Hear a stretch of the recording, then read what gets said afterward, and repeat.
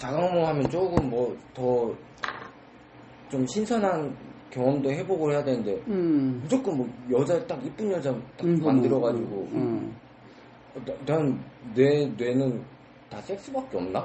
이런 자기감이 들 때가 아니, 있더라고. 자네가 나이가 지금 나이 30대 후반 아니야. 그리고 저 뭐 여자를 몇 번 만나서 뭐 관계도 했겠지. 하지만 만족스럽지 못하다고. 그렇잖아. 그런데 거기에는 두 가지 원인이 있는 거야.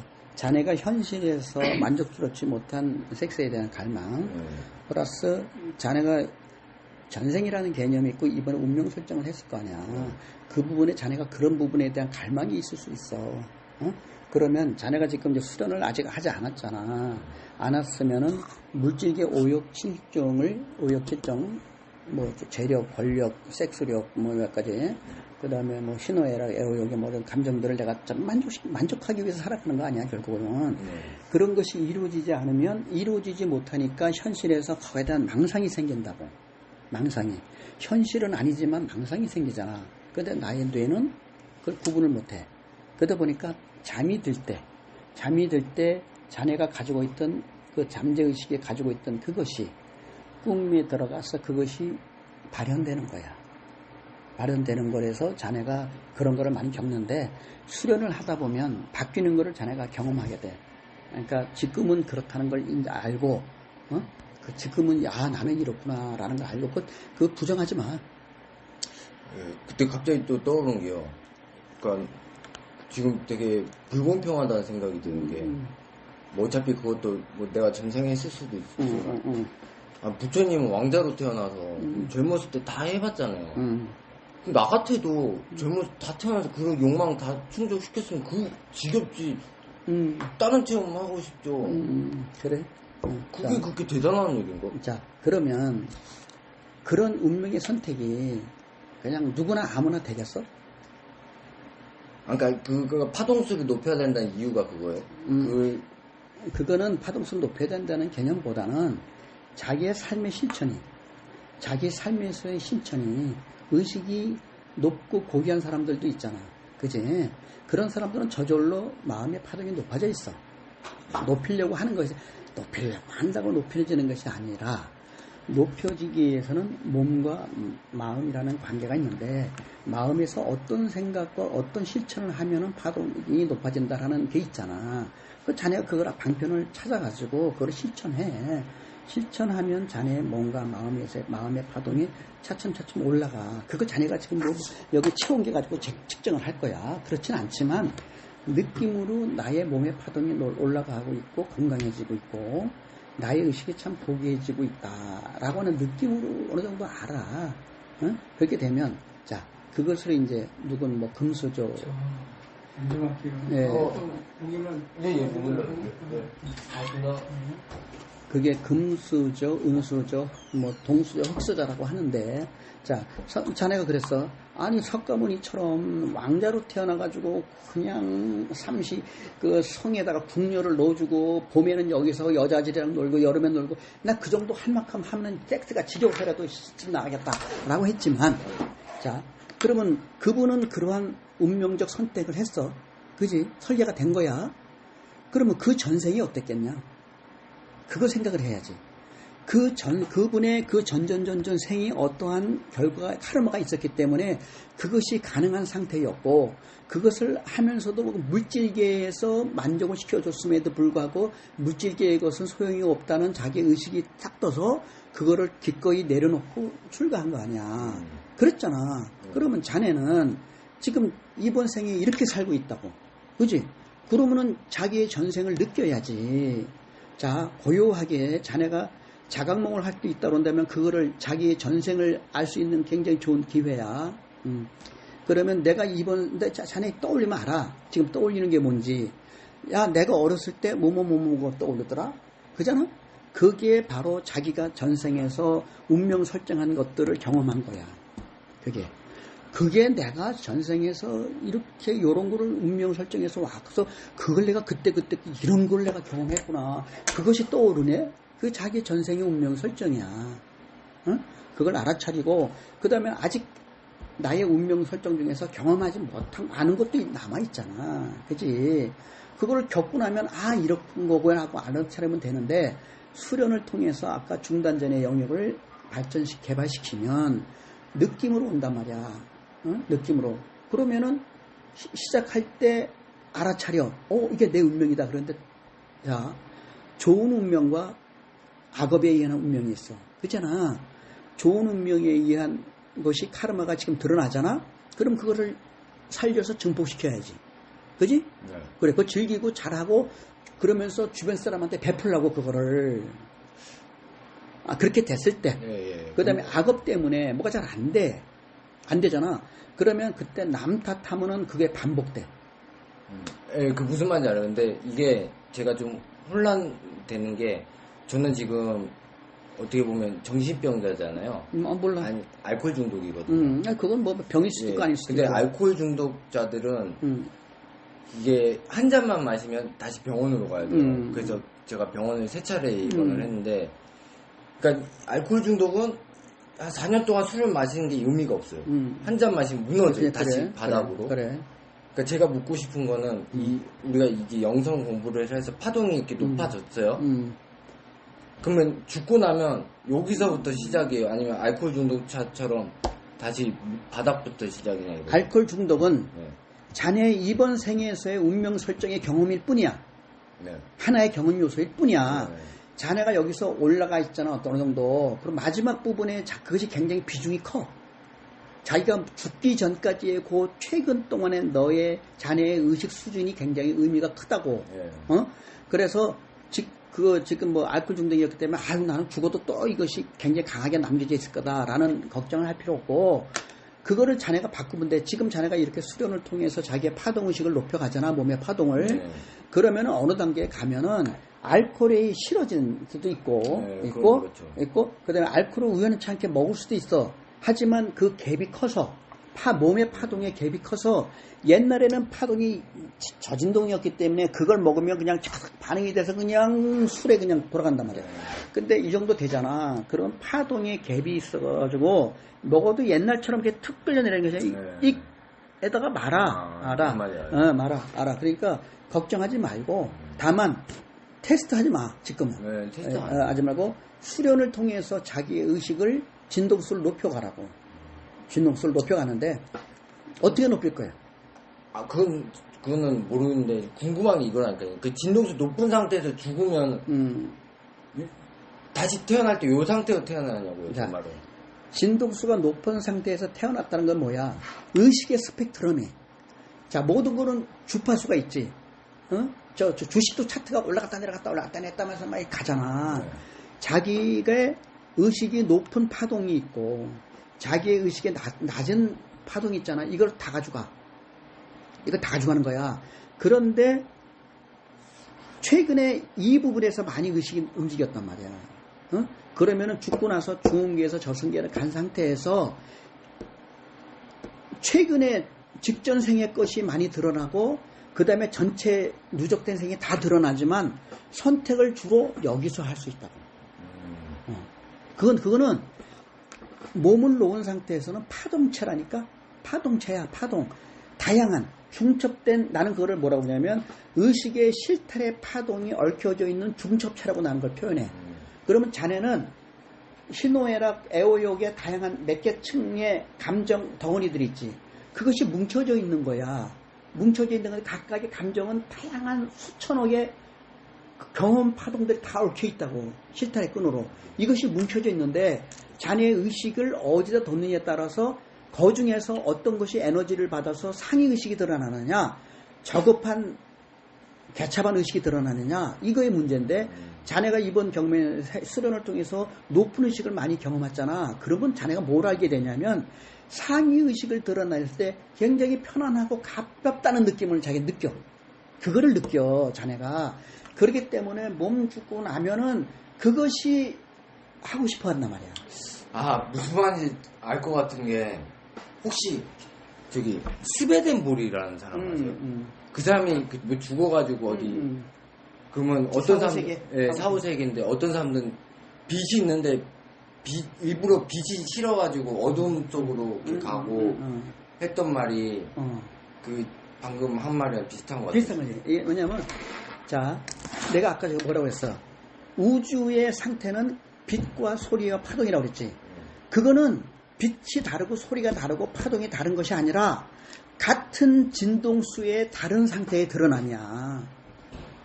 무슨 말인지 알아? 무슨 말인지 알겠어. 같은 진동수의 다른 드러남이라고. 그러니까 틀린 게 아니고 다르고. 그러면 자네가 지금 이번 수련을 통해서 그러면 지금 현재보다 많이 의식이 높아졌다 이거야. 그러면 그 상태는 뭐에 가깝겠어? 빛에 가깝고 다만 흐린 빛이지. 다만 흐린 빛에 가까운 거야. 그러면은 몸을 갖고 있다가 중음계 몸을 가지고 있을 때 눈, 귀, 코, 여, 몸 있지. 이걸로 오감으로 알아차리지. 그지? 감지 센서야. 저승계에서는 내 몸을 갖고 살았기 때문에 변조된 오감을 가지고 있어. 그잖아. 죽으면 몸이 없어. 그런데 변조된 눈, 귀, 코, 여, 몸이 있다니까? 물질 상태가 아닌 비물질 상태에 눈, 귀, 코, 여, 몸이 있단 말이야. 중계에서는. 그래서 보이고 들리고 느껴져요. 자기 것을 본단 말이야. 그런데 저승계로 가잖아. 그러면 거기서는 이것이 구분의식이 아니라 느낌의식으로 바뀌어버려. 저승계에서는. 그건 내가 명상 속에서 느낌으로 이렇게 알았으니까. 그렇기 때문에 거기서 아까 말한 식으로 그것을 구분하는 방법은 의식의 파동에 의한 빛의 조도 현상이다고. 그래서 내가 후레쉬를 들고 다닌 요즘 맨 룩스짜리에 내가 발광체야. 그러면 태양이 떠 있으면 촛불이 보이냐 안 보이냐? 안 보이지. 안 보이지. 그렇지만 어둠 속에 있을 때는 밝아지지. 어쨌든 그렇단 말이야. 그러니까 내가 저 밝은 곳에서는 내가 에너지를 받도록 하고 내가 어두운 곳에 갔을 때는 나를 녹여서 어두운 곳에 내 몸을 살려서 빛을 주겠다는 그런 희생정신, 봉사정신이 있어야 돼. 그래서 뭐 신이 일부러 고통을 준다는 게 그 어둠 아니야. 속에서 빛이 아니야. 그런 거 아니고 내 스스로 그런 경험을 하고 왔다니까. 근데 그거를 고통으로 느끼느냐 아니냐, 아하 경험 잘했다. 그거는 자네의 현재 내가 살면서 나의 의식 수준이 어느 정도에 따라서 그걸 고통으로 받아들이기도 하고 남 탓하기도 하고, 아하 이게 내가 운명이다, 이야 내가 설계한 걸 내가 이뤘네, 나도 대단하다, 이렇게 할 수 있는 거야. 받아들이는 거야. 그 의식의 조도. 그래서 내가 아무리 저 천상계로 가고 싶어도 내 빛이 어둡고 조도 이 파동이 낮은데 저기서 고진동이 저쪽으로 가려면 고진동이거든. 못 견뎌. 내가 흔들려서 못 견뎌. 그러니까 내가 편한 나와 파동이 맞는 이 스펙트럼 범위에 머무른다고. 그게 바로 자기의 저승계의 상태야. 그러니까 이게 이 현실에서 느끼는 게 뭐였냐면요. 제 알코올 중독이었을 때는 막 노숙자분들하고 이렇게 어울리고 그랬어요. 그래, 뭐 되겠지. 이제 이게 조금씩의 인간관계가 조금 이것도 바뀌는 게 느껴져요. 이것처럼 그런 것 같긴 한데, 혹시 그럼 허경영은 어떻게 생각하세요? 허경영은 상당히 똑똑한 사람인데, 네. 그리고 상당한 기적 감각도 있고 그런 사람인데 사기성이 있어. 그렇죠. 그 사람은 사기성이 있어. 그리고 그 사람이 무슨 뭐 궁거잖아. 그건 사기야. 백국은 사기야. 백국은 사기고, 그러니까 뭐 워낙 많은 지식을 아는 거야. 책도 많이 읽고 뭐도 말 건데 기억력이 너무 좋아. 그러다 보니까 이걸 종합적으로 다 풀어내. 그러니까 사람들이 속아. 그런데 내가 보면 아이고 넌 사기꾼이네. 너는 중생심을 가진 욕심 많은 너 사기꾼이다 이놈아. 나한테는 그렇게 들어와. 근데 이게 되게 무슨 어떤 카페가 있었어요. 신간한 이야기랑 카페를 거기 스터디 모임 몇 번 가봤었는데, 이제 뭐 깨달으셨던 분들 이렇게 뭐 몇 분 뵙긴 봤어요. 근데 이게 이상하게 깨달은 사람들 모이긴 했는데 정치 얘기하면 이렇게 사람들이 되게 싸우더라고요. 그거는 자 우선 지식적 관점의 깨달음, 간접 깨달음이 많고 깨달음의 그 경지에 대한 체험이 부족해. 그래서 아직은 부족해서 현실계의 문제가 나오면 자기 의식이 깨달았다고 하면은 점점 높아진다니까. 얘기할 때 그 사람이 여기 얘기를 해. 그러다가 몸을 가지고 있잖아. 그래 현실 얘기하잖아. 그냥 툭 내려온다니까. 그러니까 이게 좀 그래서 제가 좀 회의감 느끼고 거기를 안 하는 게 제가 생각하는 그 사람이 성숙하다는 건 뭐냐면 좀 이원성에서 벗어나는 거거든요. 그 옳고 틀리고 이런 걸 벗어나고 뭐 천국 지옥 이런 게 아닌 좀 이원성에서 벗어나는 건데 이게 무슨 좌파 우파 이게 극명하게 갈려버리고. 자, 그거는 이제 뭐냐면 열반이라는 개념이 있잖아. 네. 들어봤지? 네. 열반이라는 개념도 유효열반과 무효열반이 있다고. 즉 몸을 가지고 있는 상태에서 깨달음 얻은 상태하고 네. 몸을 놓은 상태, 의식 상태에서만 열반인 경우가 있어요. 결국 마지막에는 무효열반의 경지까지 가야 되는데 어쨌든 이 깨달음이 길을 가는 가운데 몸을 가지고 몸이라는 도구를 이용해서 활용해서 이 현상계하고 경험을 하면서 자기의 의식 상태를 느끼면서 가는 거 아니야. 네. 그러면 그때 그 사람을 보면 알아. 그 사람이 기껏 뭐 도 얘기하고 뭐하고 하면은 자기 의식을 끌어올려가지고 여기 얘기를 지식적인 얘기 다 끌어대가지고 막 아는 거 다 얘기를 한다고. 대단하단 말이야. 근데 현실계 얘기를 해서 그냥 순간으로 저진동이 돼버리거든. 그러니까 이게 되게 왜 그게 문제가 안 풀릴 수밖에 없냐면요. 서로 깨달았어. 서로 너무 완벽한 사람끼리 누가 져주겠어요. 그러니까 절대 안 져요. 서로 그냥 자기 말만 진리가 돼버리니까 이게 영성 카페인지 이거 무슨 1배보다 못한. 그 이제 내가 뭐라고 그러냐면 자 그릇을 만들 때 나의 영혼 의식을 마음을 담는 그릇을 내가 만들어 간단 말이야. 네. 그러면 그거를 한 번에 푹 찍어내는 것이 아니고 대나무 이걸 썰어가지고 그걸로 엮어가는 거야. 그러면 이렇게 엮었잖아. 엮었어. 근데 아직 어느 한 분야에 특출난 재능이 없어. 그러면 뭐 물을 담다 그러면 안 담기지. 근데 어떤 사람은 그 중에서 한 가지를 깨달아가지고 쫙 올렸어. 자기는 이 바닥인데 여기를 쫙 올렸어. 그러면 자기는 여기인 줄 알아. 그런데 여기다 뭘 담으려면 담겨 안 담겨? 안 담겨. 이런 사람들은 다른 사람이 다른 거를 얘기를 하면은 인정을 못해. 왜냐면 자기는 자기 세계만 알거든. 요것밖에 못했기 때문에 나머지 부분에 대해서 몰라. 그래서 지만 잘났다 그러고 얘가 뭐라면 얘는 잘도 야 아니야 임마. 아까 말한 퍼즐이랑 비슷하네. 아무는 그러니까 이거를 다 끌어올려야 돼. 그러니까 종합적으로 이런 그릇을 만들 때 이거 하나하나 다 올리고 어느 한 부분이라도 어쨌든 어느 정도까지 올라가 있어야 돼. 그래야 비로소 뭐가 담기고 허용이 되는 거야. 그래야. 응? 그러니까 그런 사람들 보면은 대충 보면 자네도 보면 느끼겠네. 아, 저 사람이 어떤 정도의 경험을 한 사람이겠다. 그 상대방을 못 받아들이면 그거는 그 사람은 여기서 하나만 조금 잘 아는 것뿐이야. 그러니까 이게 누가 그러던데 깨달음하고 정신병은 종이 한 장 차이래요.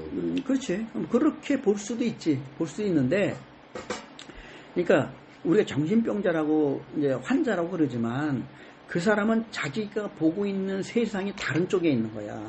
다른 때 관점이 많아. 그래서 그냥 평범한 사람에게는 쟤는 왜 저러지 이래. 하지만 그 사람에게는 자기의 마음의식 세계에서 느껴지는 어떤 굉장히 강한 에너지가 느껴진다고. 그러니까 자기는 그거를 쫙 하는 거야. 그러니까 상대방이 그걸 이해 못하면 쟤는 정신병원에 있고 그거를 눌러야 되거든. 그러니까 정신병원에 보내는 거야. 그러니까 그거를 알고 그 사람의 재능을 키워주면 그 사람이 다른 부분들까지 하나 자기를 완성시켜 갈 수 있지. 정신병이라고 그러지 마. 내가 나름대로 특별한 곳에 어느 특별한 것에 관심을 갖고 그 부분에 대해서 내가 관심이 무척 너무 강하구나. 그래서 남들이 나를 잘 이해 못하는구나. 요 정도로 그냥 받아들여. 아 그게 무슨 막 그런 거 있잖아요. 부자가 되고 싶으면 부자인 것처럼 지금 이 순간 막 이러잖아요. 부자처럼 행동해라. 이거랑 제 주변에 공상호흡증 환자가 있어요. 공상호흡증이라는 병명 아세요? 마치 자기가 진짜 그렇게 안 사는데 부자처럼 제가 부자인 줄 알고 사는 그래. 진짜 환자가 있어요. 이게 별반 차이가 없어요. 네, 똑같은 내가 아까 말했잖아. 그래서 시크리트, 네. 그다음에 끌어당김 나름대로 다 똑같은 얘기해. 시크릿 얘기 다 해. 끌어당김 얘기 다 해. 네가 하고 있냐? 아니거든. 네가 하고 있냐? 아니잖아. 즉 그거는 운명하고 관련이 돼 있다니까. 그래서 운명이 관련돼 있기 때문에 시크릿이 되는 사람은 그건 자기 운명이었기 때문에 그게 된 것뿐이야. 그러니까 제가 말씀드린 그건 예지력인 것 같다고. 시크릿이 아니야. 예지력. 미리 뭐 내가 자동차 이게 올 것 같은 거 괜히 그거를 자기가 끌어당겼다 생각하는. 그거는 뭐냐면 나는 중첩된 의식체로 가지고 있다고 그랬잖아. 응? 그걸 아직 제대로 이해 못하고 언젠가는 자네가 이제 그때 그분이 그때 사범이 그 얘기를 했던가 보다고 이제 알아차릴 때가 있는데, 나라는 존재는 내가 다 하는 것 같아. 예를 들면 이렇게 보면 돼. 자동차를 우리가 운전하고 가잖아. 그럼 내가 보이는 건 뭐가 보이냐? 차가 보이지. 차가 보이잖아. 어? 그러면 차끼리 세상을 살아가는 거야. 그지? 그런데 그 차에 누가 있냐? 인간이 있잖아. 운전자가 있잖아. 그러면 차는 차대로 다 돌아다니고 부닥치지 않고 막 다 돌아다녀. 그치? 그렇지만 실제로 그 차가 그렇게 움직이도록 하는 주체는 누구야? 운전자잖아. 그 운전자가 자기 내면에 있다는 거야. 지금 그거를 알아차릴 때가 이제 오는 거지. 그럼 딱 하나만 딱 하고. 그러면 이제 그 불교에서 막 쌍수 개념 아세요? 쌍수. 성명쌍수라고 하는 건 뭐니 쌍수? 뭐 공덕청 흑암여 좋은 일과 나쁜 일 항상 따라다닌다 뭐 이런 거. 그 좋은 것도 없고 나쁜 것도 없다 막 그러잖아요. 불교에서. 그러면 뭐든지 장점이 있고 단점이 있다는 뜻이잖아요. 그럼 명상의 단점은 뭐예요? 명상이라는 단점이라고 할 때는 바른 명상을 하면은 단점이 없지. 왜냐하면 바른 명상을 하면 현재의 오욕칠정의 중생심의 탐진치를 가지고 있는 나의 의식이 드러나는 상태에서 명상에 들어가면 그 나의 탐진치 의식이 잠들어진다고. 그러면 잠자는 것이 아니라 내면의 의식이 드러나. 이게 평형저울의 원리야. 평형저울의 원리에서 우리가 보통 무의식 잠재의식 그러는데, 나는 평형저울에 내 의식 가지고 살아가고 있는다 이렇게. 근데 내가 잠이 들잖아. 에너지가 빠지잖아. 그때 요게 드러난다고. 그지? 요거를 알아가는 과정이 명상이야. 근데 어떤 분들은 이러시는 분들도 있더라고요. 그러니까 자기는 발밑에 비율을 흙탕물 속에 있는데 위에 깨끗한 햇빛, 밝은 햇빛만 쳐다보는 게 명상이라면서 먼저 정화를 하고 나서 명상을 해야지 뭐 명상부터 하는 게 아니라고 뭐. 그거는 명상의 단계는 굉장히 많아. 명상의 과정과 단계가 굉장히 다양하다고. 그러면 가장 좋은 거는 뭐냐? 왜 명상을 시작해? 많은 번뇌잡념 망상 때문에 명상을 하고자 하는 거거든. 그러면 태초의 명상이 뭐야? 사마타 명상이야. 즉 뭐냐면 현재에서 나한테 일어나는 잡념, 망상, 번뇌, 고민, 그냥 공포, 힘들잖아 살아가기. 그러니까 그걸 조금 이렇게 가만히 있으면, 물론 이제 사마타도 방편은 이런 방편을 통해서 사마타의 상 경지에 가는 거지. 근데 그렇게 되면은 현재의 나로부터 그것이 잊어져. 생각이 안 나, 생각이 잘 안 나. 그러면 꼭 만약에 내 생각을 없앤 것처럼 느껴져. 텅 빈 공허한 상태로. 그러니까 그동안에는 막 두렵고 공포스럽고 막 겁이 나고 막 그랬는데 그런 게 없어졌잖아. 그러니까 편안하잖아. 그러다가 깨면 조금 아까 되게 편안했네. 참 좋았어요 하고 집에 가니까 다시 드러나. 사마타가 그런 거야. 사마타 수행이 그런 것이고, 이거를 점점 반복해서 하다 보면 어떻게 되면 이게 흙탕물 속에 있는 나의 번뇌 잡념 망상에서부터 조금씩 빠져나온다. 그러면서 이 사마타 상태에서 윗바사나로 넘어가. 이거는 알아차림이 그잖아. 알아차림 명상의 상태로 가거든. 그러면은 그 상태에서 나의 내면으로 먼저 들어와야 돼. 그래야 진면목을 그대로 안다고. 내가 느낌이 있잖아. 맞지? 나 지금 이렇지? 나 이렇지? 알잖아. 내가 내 느낌을 알아차리고 내 몸의 상태를 알아차리기 때문에 진면목을 그대로 알아차리면 상태가 된다고.